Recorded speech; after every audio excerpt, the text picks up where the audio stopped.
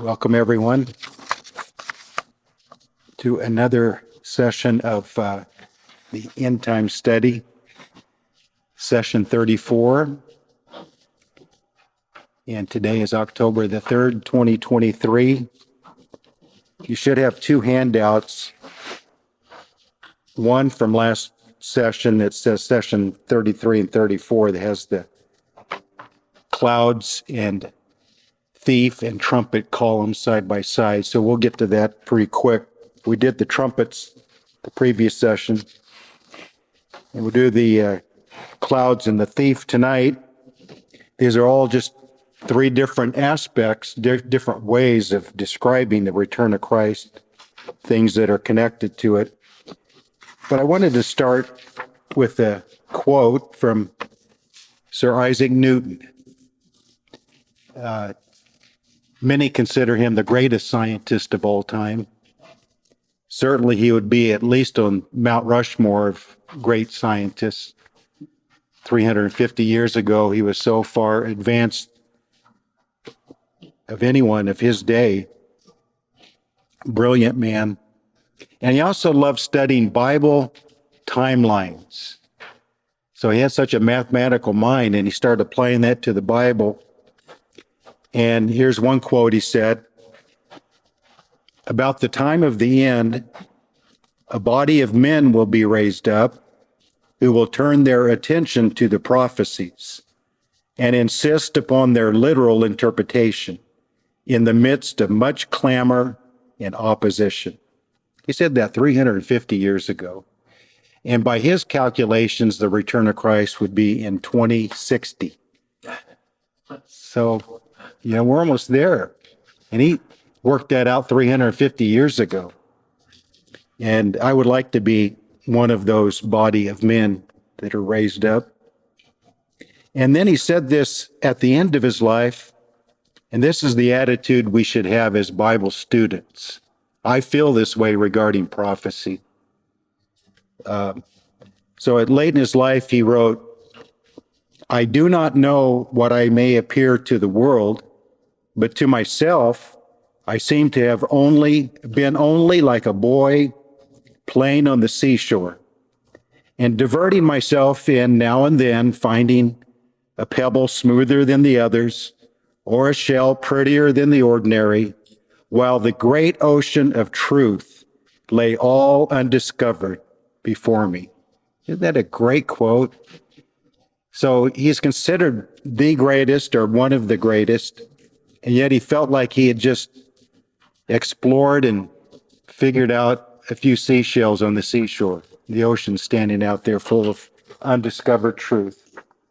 So I'm often reminded of when Jesus was resurrected and those two men on the road to Emmaus, and it says that Luke 24:45, he opened their understanding that they might comprehend the scriptures. And without that, we can't. And Jesus told Peter in Matthew 16, when Jesus said, "Who do men say that I am?" He said, "Some say you're Elijah, one of the great prophets. Who do you say that I am? You are the Christ, the Son of the living God." And I think the part that's often missed in that whole section of Matthew 16 is what Jesus said to him. "Blessed are you, Simon Bar-Jonah. Flesh and blood has not revealed this to you, but my Father who is in heaven." So unless truth is revealed to us, we can't understand it. We're completely dependent on the Spirit. And so, we can go to seminaries and get degrees and learn the languages, and I've tried to apply myself to all of that. But learning the Bible is not about primarily academics. It's about being in a connection with the Spirit of truth. That's the greatest teacher of all. And these other things might help along the way, but in themselves, they are not the solution to the scriptures. Only the Father in heaven. So before we get to the clouds and thief aspect, I wanted to look at this sheet with the circle. And because we discussed this briefly after the session was being recorded in our open discussion, Andy brought it up and Zach mentioned some things about it regarding the holy feast days. And so this is a real simple diagram, holy feast days of Yahweh and the end times. And then in parentheses, showing how the Antichrist seeks to imitate the true Christ and defeat God's promises, making God look unfaithful. So Leviticus 23 is where the 7 holy feast days, we call them. But I put in quotes above the circle, these are the appointed times. That's from Leviticus 23:4. And most translations have it as feasts. These are the feasts. And I think that gives a little wrong impression of what those holy days are about. The word translated feast, Ruth, would you mind looking up in the New American Standard, Leviticus 23:4? And if anyone has anything other than King James or New King James, maybe look it up as well. Gary, you can do that on your phone, probably, yeah.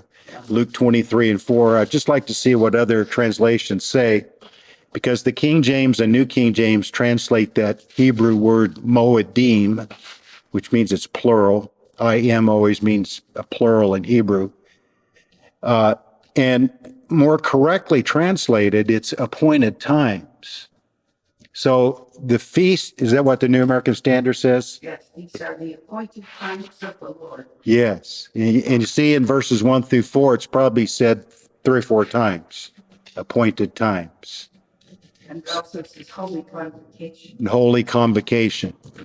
So the thing I'm trying to get across by making that distinction is feasts or even festivals, holy festivals or holy feasts of the Lord, give a certain impression that I think is a little bit off.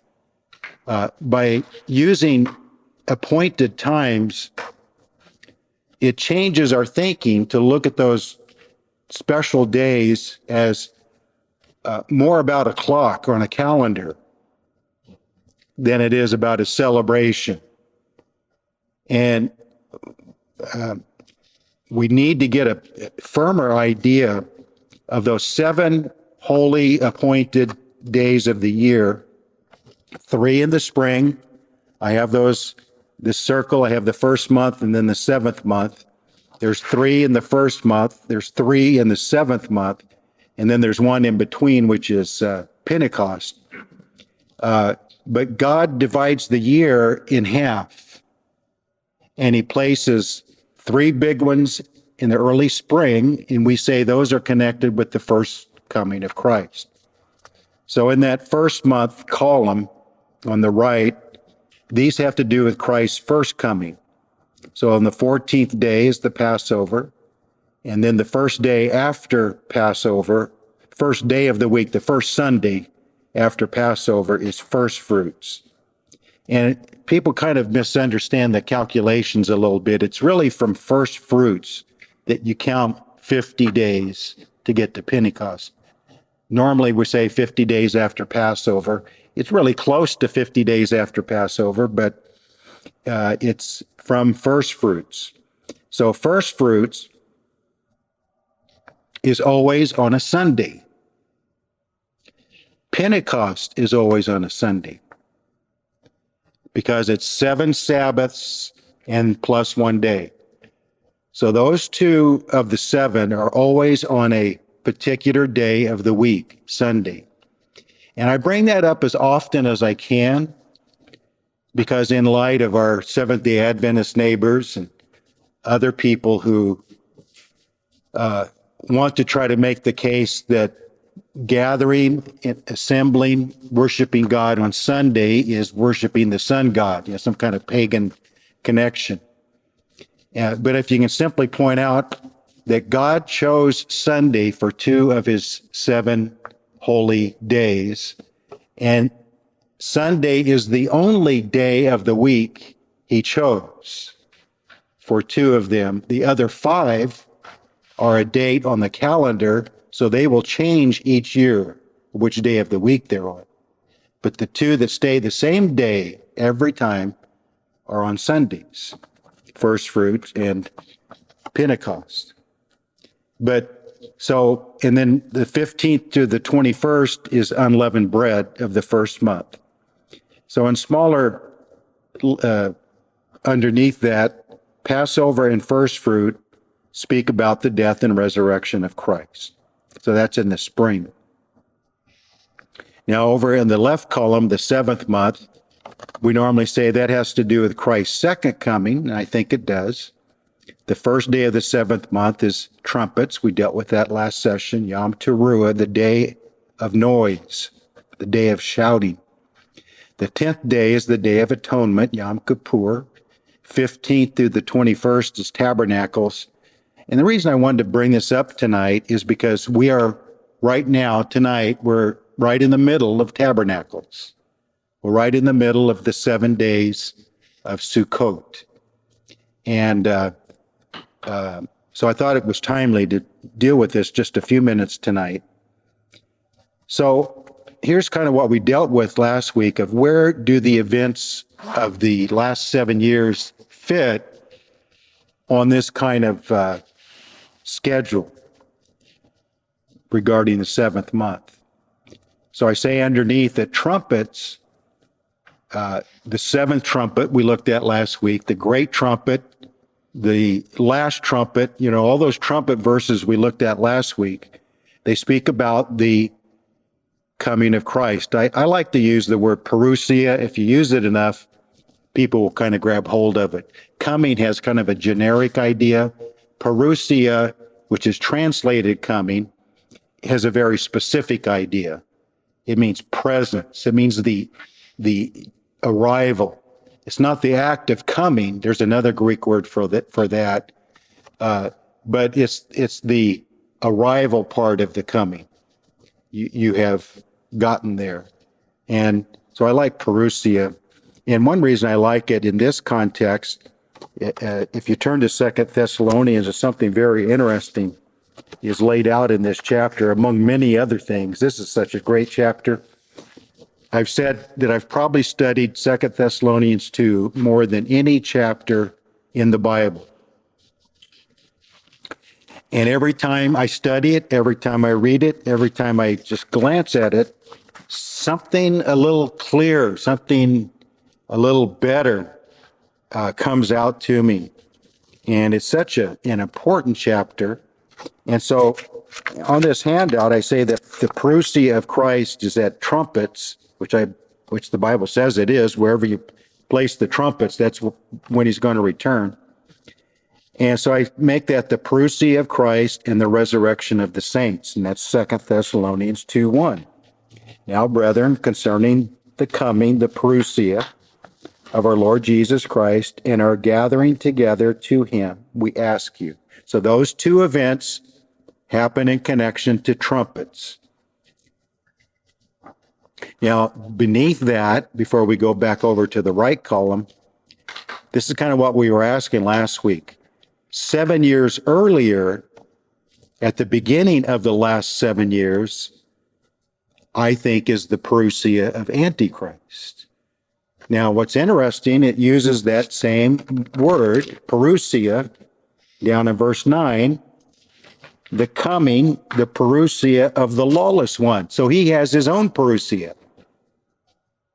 And I think with what I say at the top of the page, that in as many ways as possible, the Antichrist is going to try to copy Christ. And one way he'll copy him, I think, looking at this circle, is he's going to try to follow the major events of his life on the same timeline of the year as Christ did.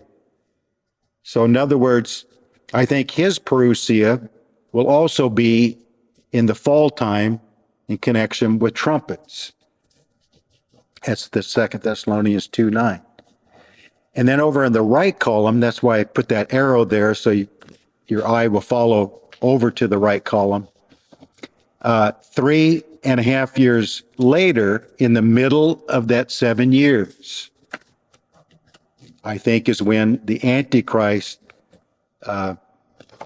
breaks the covenant, has a death and resurrection experience, commits the abomination of desolation.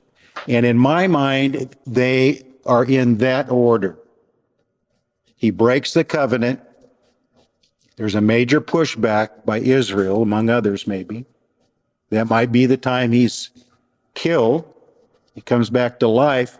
And as soon as he's killed and comes back to life, whatever that means, that's when Satan enters in, because that's when Satan's cast out. Finally, in Revelation 12, he's cast down to the earth. He's full of wrath. He knows he has a short time. And that's when he kind of incarnates, puts all of his energy into that one man who has just died and come back to life. And so that last 3.5 years, the Antichrist will be Antichrist on steroids, much more than he was the first 3.5 years. Now he has Satan's full attention on him. And because this death and resurrection event is clearly, Revelation 13:3 is what talks about it. His head wound was healed. And a head wound goes back to Genesis 3:15. I'm going to crush your head.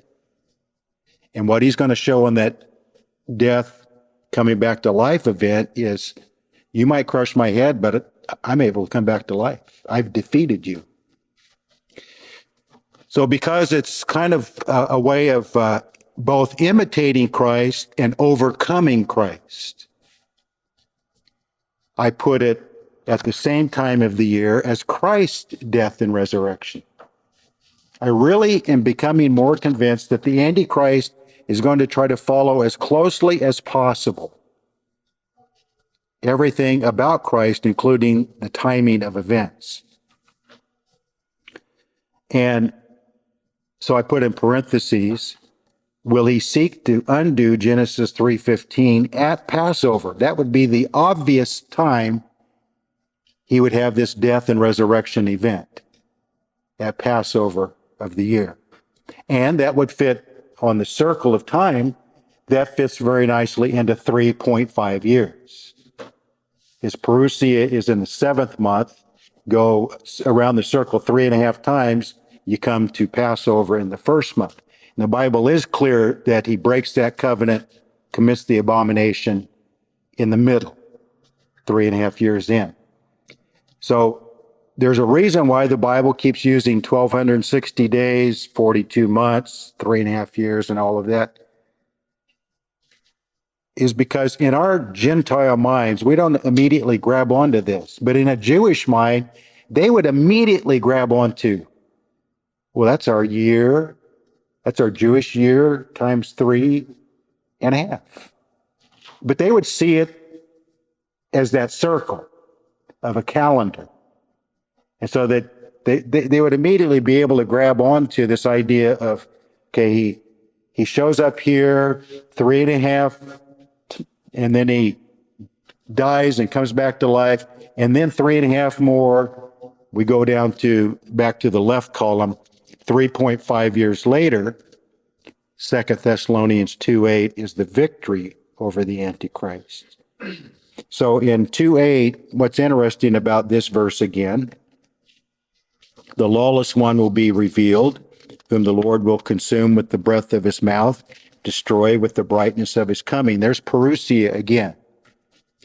So verse 1 introduces the parousia of Christ, but the great thing about verse 8 in connection to verse 9, they're only separated, I think probably in all our Bibles, those two words, the two coming words, are separated by one word, the. And my point is this, that the parousia of Christ destroys the parousia of Antichrist. And I think there's a reason why Paul put parousia so close together. One is about Christ and one is about Antichrist, is that the Antichrist only thinks he defeated Christ by his death and resurrection event. 3.5 years later, Christ shows up and says, no, now I'm going to crush your head and you're going to stay dead. You're not going to come back to life.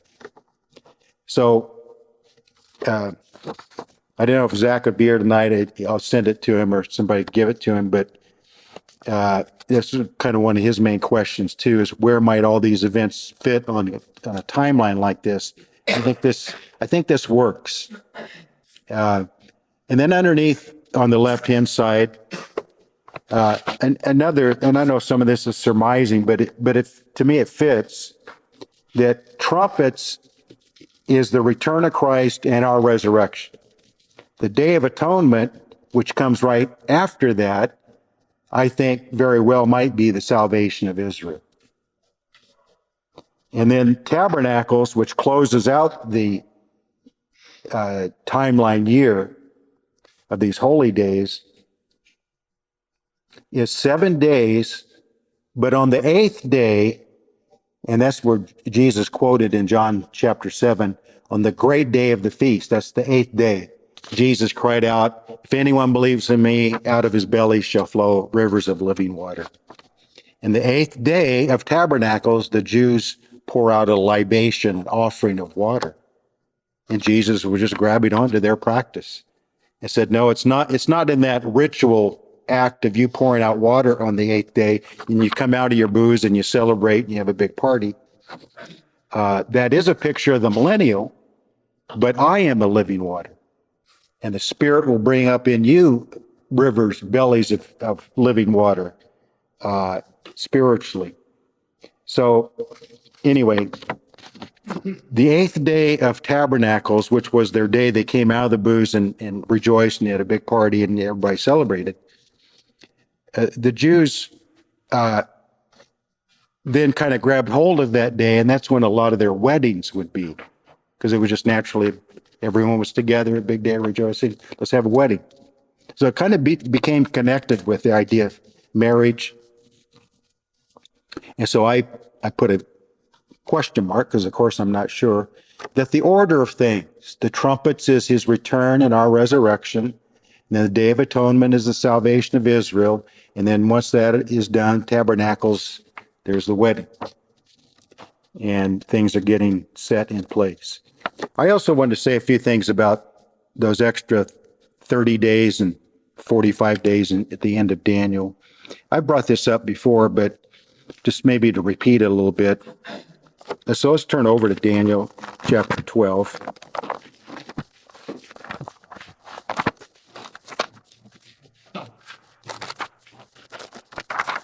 And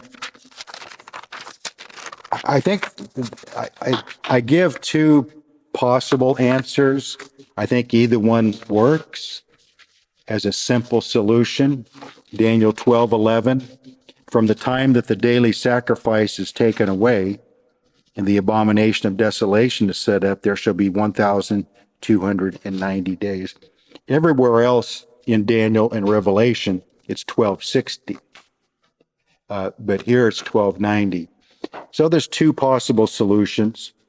And one solution I give here is that there's two major events named here, isn't there? The daily sacrifice is taken away, meaning the covenant is broken, and the abomination of desolation is set up. The problem is, in our minds, we see both those major events happening in the same day. I don't think they happen in the same day.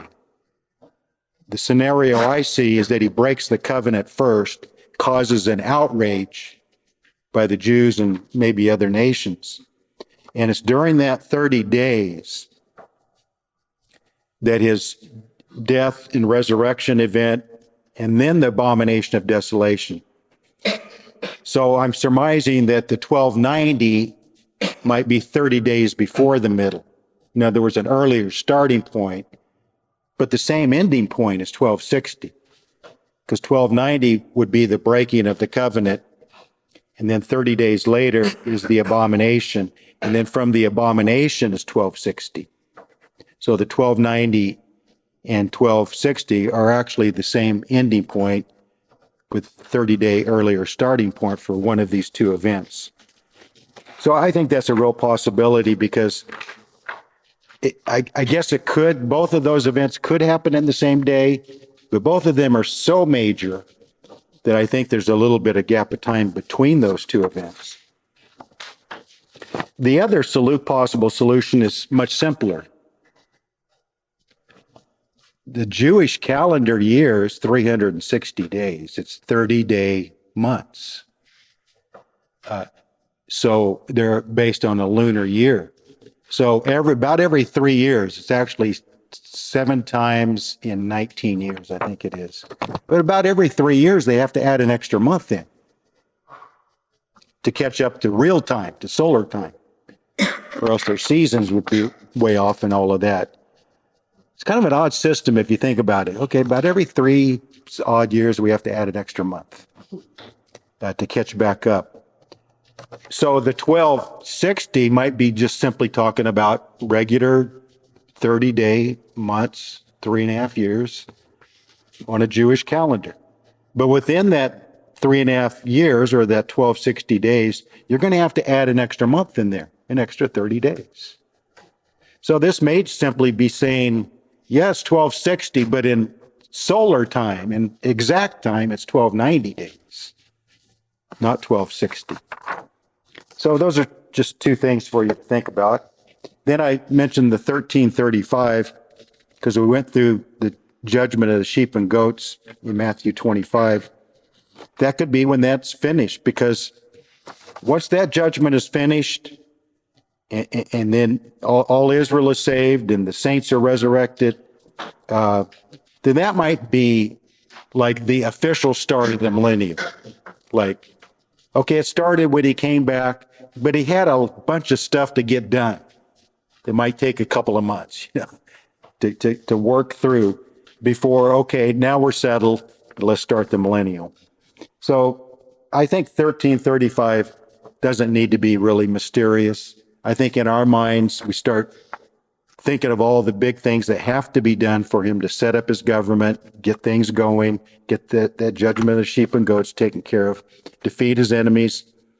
All that's not going to be in a 24-hour day. So when it says, blessed is he who comes to the 1335, that might just be a way of saying, okay, now business is taken care of. Let's have a coronation of the king.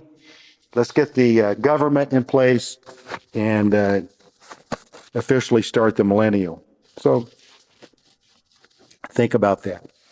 So let's go over to the columns, the session 33 and 34, the clouds and the thief. I'm not going to read all of these verses. You can read them on your own, but I do want to read enough to make the point. And the point I'm making is that the cloud aspect, the thief aspect, and the trumpet aspect are all talking about the same event at the same time. Just 3 different ways of describing it. So the text for this is Matthew 26:64. And it's actually the text for the whole sheet, because this is how we're closing out the book of Matthew in these end time studies. He's before the Sanhedrin Council, and they're trying to force him to admit he's the Messiah, because if they could hear it from his own lips, even though he'd said it in various ways and proved it in a lot of ways, his whole ministry. But now it's an official trial. So, you can say a lot of things up to an official trial, but they want to get it on record, in a public setting. And so they're trying to force him to say this. Tell us at the end of verse 63, tell us if you are the Christ, the Son of God. You wish they would have said, being the Jewish leaders, you wish they would have said, tell us if you're really the Christ and we'll repent and believe on you. No, they're just wanting evidence against him so they can kill him. And so he gives them what they want. In verse 64, it is as you said. As soon as he said that, he was done, wasn't he? Nevertheless, okay, now he's going to stick the knife in even deeper. It's not enough to just admit, yes, I am. He's going to quote their number one passage of when they know the Messiah is here. Daniel 7, verse 13 and 14. And he basically says, that Messiah figure over there that Daniel talks about, that's me. And that aspect of it that he talks about here is at his second coming. So it's really interesting to me that even before his first coming was through, even his trial and death had not yet happened. He's already talking about his return.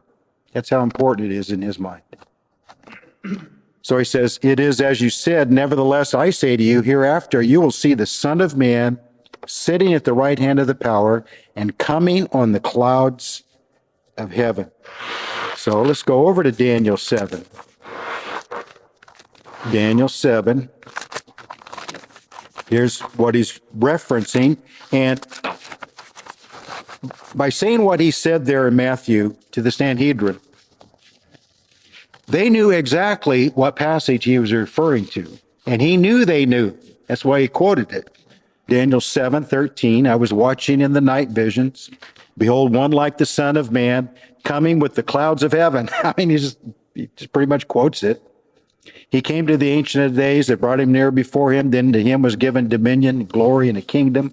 No wonder this was their main verse for their Messiah, because it speaks about setting up his glorious kingdom, and they would be the leading nation. And so this is the main passage they looked at, because this is when Israel would be ruling over the Gentile nations. And of course, these Jewish leaders thought, and we will be sitting in important places in that kingdom.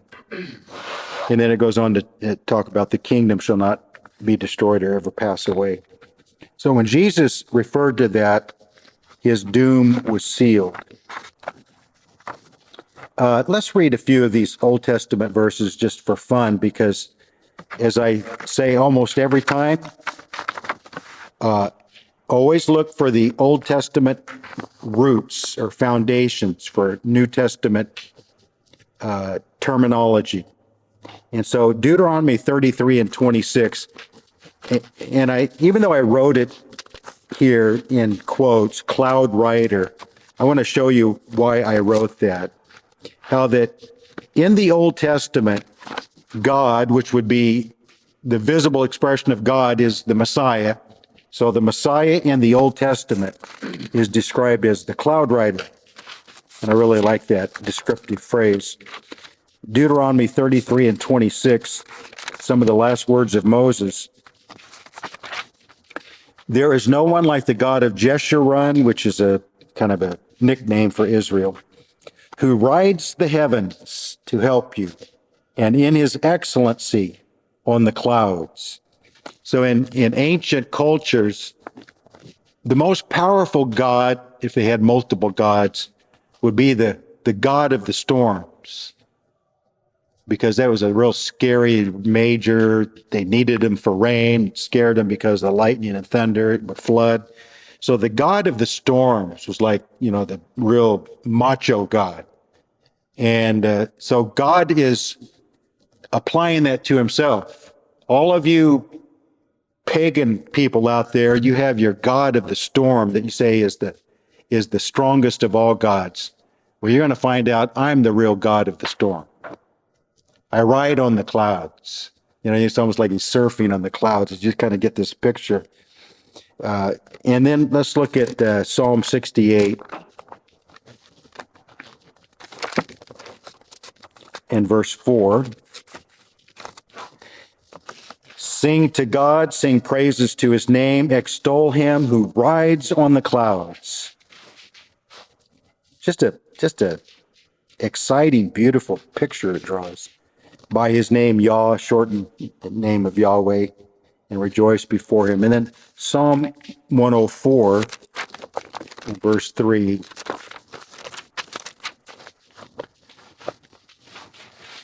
He lays the beams of his upper chambers in the waters, who makes the clouds his chariot, who walks on the wings of the wind.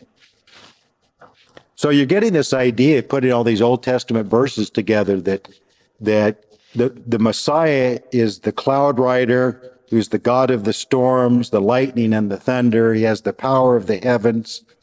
And so the New Testament draws from all of these. So when you read about the cloud coming of Christ in the New Testament, think about these Old Testament verses. how descriptive they are. Isaiah 19:1.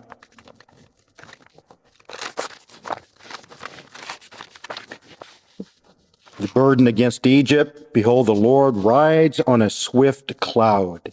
Then it talks about his judgment on Egypt. So, maybe half a dozen or so verses in the Old Testament are describing the Messiah as the cloud rider.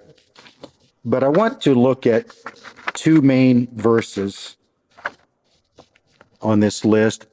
One is in Matthew 24:30.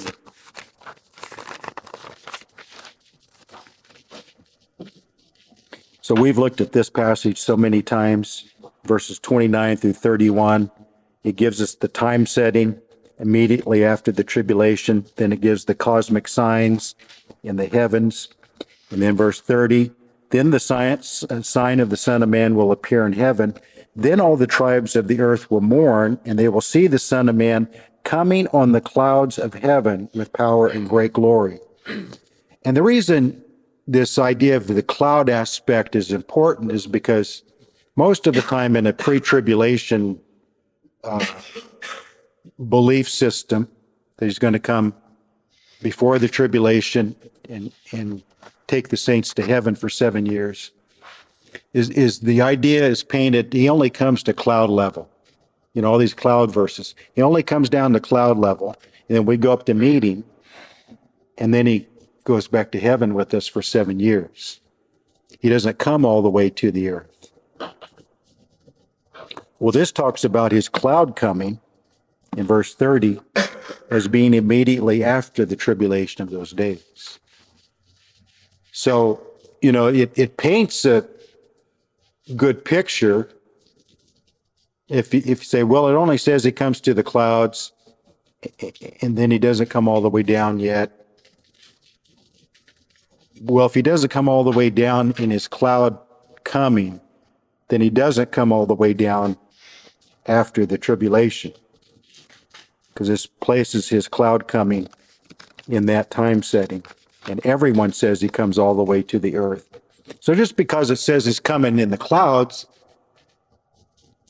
is not trying to give the impression he's stopping in the clouds, but that's the direction he's coming from. So when 1 Thessalonians 4, which we've also looked at a number of times, and I'm fond of saying it doesn't really give time settings in this passage that a lot of people try to force into it, but that's not really a thorough way of saying it, because when you connect the terms in this passage, it is connected to other verses that definitely have a time setting. So in verse 17, we who are alive and remain shall be caught up together with them in the clouds. In the clouds. So there's the cloud coming. And then it says to meet the Lord in the air. That's where we're going to meet him. So in the air, I think I put it in here, yeah, in the clouds equals in the air. So anything connected with the cloud coming of Christ is the same thing as in the air. It's just two different ways of saying the same thing, which Paul is very fond of doing. And I would say about this cloud coming, it's the same cloud coming Jesus talked about in Matthew 24:30 when he comes with his mighty angels immediately after the tribulation. One thing about this passage in 1 Thessalonians 4 that's always one of the primary passages for pre-tribulation rapture idea, but if you really just step back and look at it, there's only one direction mentioned of Christ: descent. There is no ascent back into heaven even implied. It's one direction. He's descending. It doesn't say his descending stops. It just simply says, as he's descending, we meet him in the air. And then I've mentioned that word meet in verse 17 is a very specific word, apentesis. It's really a key word in this whole passage. It's the same word used in Acts 28 When the saints of Rome heard that Paul was on his way into Rome, they went out and met him. Well, did they turn around and go back the other way? No, they met him as he was coming into Rome. They met him outside of Rome. It's kind of like in the air. They met him where he was. He was some distance outside of Rome. They probably stood there and hugged and talked a little bit. Then they continued their trip into Rome. And that's the same word here in verse 17. We're going to meet him as he's descending. But that doesn't mean his descent stops and then he reverses course. He continues to descend, and we are his welcome party. And we're coming back with him. It's the same idea as the triumphal entry when he was coming into Jerusalem and the people went out with their palm branches and their robes to meet him as he was coming in. Or did he turn around and go the other direction when they came out to meet him? No, they turned around because he was on his one direction. Jesus is on one direction, descending. And then we come back with him. This, maybe two more quick verses on this. I got to say a little bit about thief. Revelation 1:7.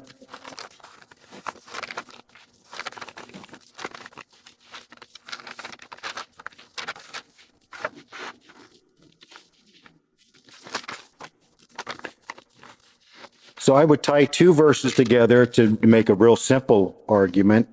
Matthew 24:30, when is that cloud coming? It's immediately after the tribulation. And then the other thing that is often said about a pre-tribulation rapture and coming is that it's invisible. Only the ones who will be raptured will see him. And everybody's going to wonder where everybody went, because it's going to be a secret, invisible rapture coming in the clouds. And only those ready to meet him will be able to see him. You know, all these things paint really like dramatic pictures.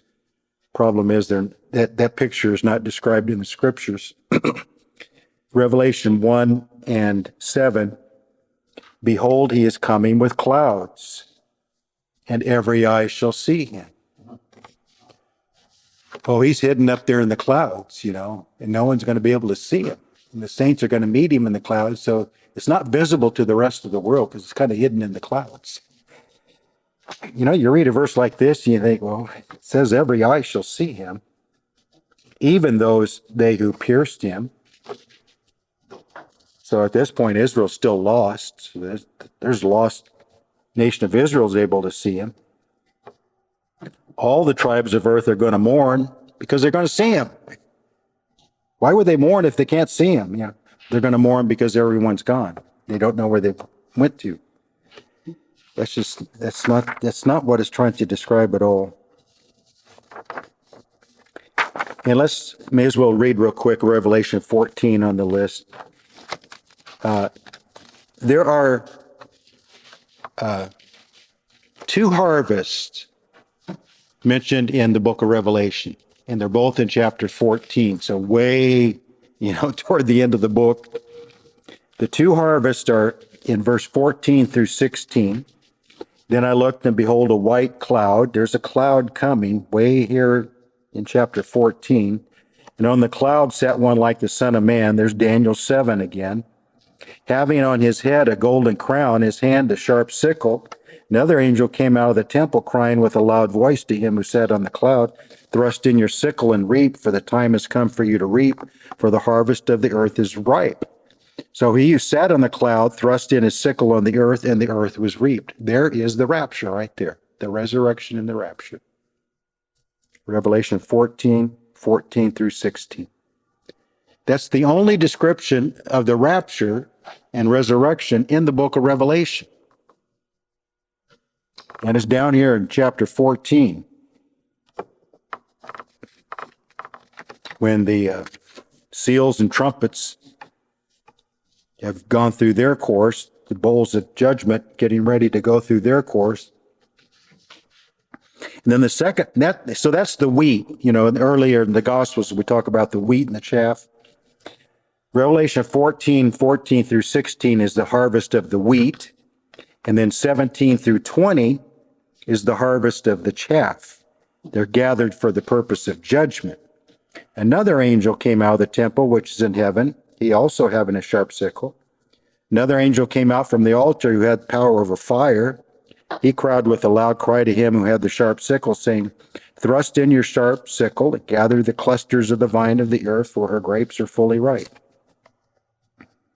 So the angel thrust his sickle in the earth, gathered the vine of the earth, threw it into the great winepress of the wrath of God.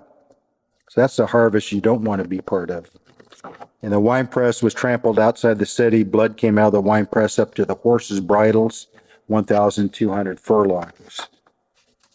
The two harvests. So that's the cloud aspect of Christ's coming. So Matthew 24:30 tells us when the cloud coming is, immediately after the tribulation. Revelation 1:7 tells us it is not secret, it is very visible to everybody. So those are two major points to bring out. Then the thief aspect, I don't really need to say much about this. I think this is another one of those things. Books have been written, movies have been made called Thief in the Night. And, the secret rapture is described as he comes as a thief in the night and he steals his jewels away.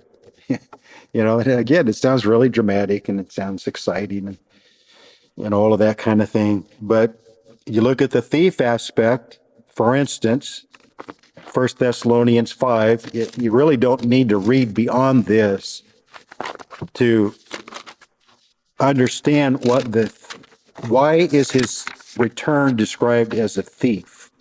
And who is he coming as a thief to? Is he coming as a thief to his saints, or is he coming as a thief to those unprepared? Where would a thief more likely go? To a house with locked gates and all kinds of electronic equipment, bells and whistles and lights and everything that go off if somebody comes around your house at night? Or do they pick that house on the corner that has no locks on the gates and has no security alarm and leaves their windows open at night and their doors unlocked, like we used to do growing up? Which one of those places would a thief more likely go to? And so you just apply that to Christ. Why does he talk about coming as a thief? Well, he says here, verse 2, 1 Thessalonians 5, you know yourselves perfectly that the day of the Lord so comes as a thief in the night. Well, first of all, we know the day of the Lord is post-tribulation return of Christ for judgment to set up his kingdom. The day of the Lord is not the 7 years. It's not before the 7 years. The day of the Lord is after the 7 years. Clearly taught in the Bible. So the day of the Lord, whenever that is, comes as a thief in the night. For when they say, not we, when they say peace and safety, then sudden destruction comes upon them, as labor pains upon a pregnant woman, and they shall not escape. But you, brethren, are not in darkness, so that this day should overtake you as a thief. And yet, authors have made millions of dollars writing a series of books, The Thief in the Night, and other related books that says that Christ comes as a thief in the night, pre-tribulation, to secretly rapture his people out. And then I read a verse like verse 4, and it's telling me that his thief aspect has nothing to do with the saints because they're ready.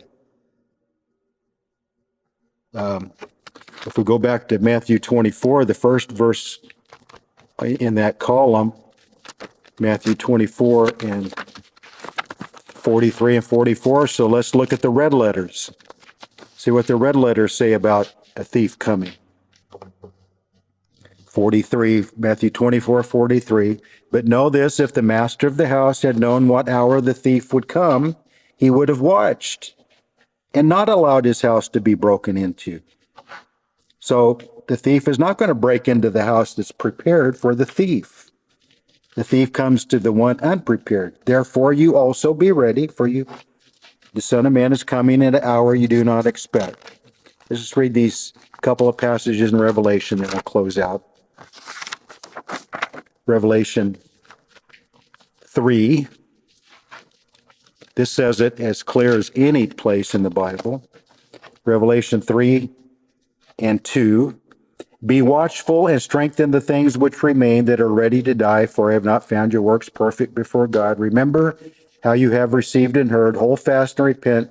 Therefore, if you will not watch, I will come upon you as a thief. So he's not coming as a thief to those who are making preparations. And then finally, in 16:15, so clearly we're way toward the end of everything that happens in Revelation, chapter 16. And he still says this late, 16:15, behold, I am coming as a thief. Blessed is he who watches and keeps his garments, lest he walk naked and they see his shame. So the contrast is one who is watching, he's not going to come as a thief. But the one who is not watching, he's going to come as a thief. Then I had a few more verses that has like first cousin words. Luke 21:34, unexpectedly. Luke 21:35 as a snare. Goes back to Isaiah 8:14, a trap and a snare. So just use this as a reference. Study it out for yourself. Make notes. I have extended studies on each of these three that I'll send out when I notify people of the video. If you want to do an in-depth study that I have. So I think we'll go ahead and stop there, Gary, because hopefully something I said will stir up some thoughts and questions.